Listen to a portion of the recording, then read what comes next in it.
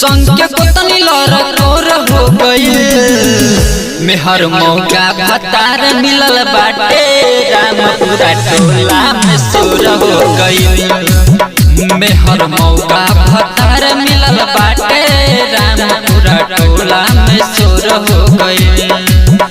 सखी पियावा कमजोर हो गई संग के कोतनी लरकोर हो गई मेहर मौका भतार मिलल बाटे रामपुरा टोला में सोर हो गई मेहर मौका भतार मिलल बाटे रामपुरा टोला में सोर हो गई डीजे साजन राजा डीजे साजन राजा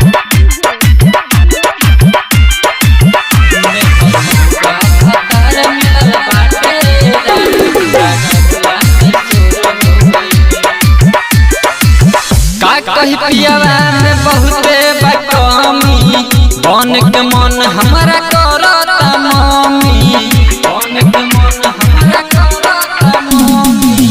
का कही पियावा में बहुते बकमी बन के मन हमारा करता मम्मी साच पियावा बकलोल हो गई साच पियावा बकलोल हो गई मेहर मौका भतार मिलल बाटे रामपुरा टोला में सोर हो गई मेहर मौका भतार मिलल बाटे रामपुरा टोला में सोर हो गई डीजे साजन राजा डीजे साजन राजा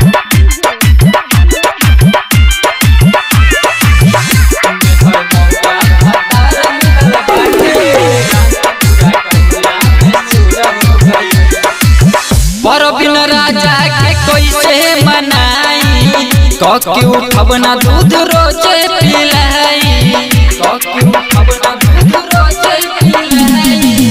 रंजन बिहारी के कैसे मनाई कके उठब ना दूध रोजे पिलाई साँझ सुतल सुबह भोर हो गई साँझ सुतल सुबह भोर हो गई मेहर मौका भतार मिलल बाटे रामपुरा टोला में सोर हो गई मेहर मौका भतार मिलल बाटे रामपुरा टोला में सोर हो गई मेहर मौका भतार मिलल बाटे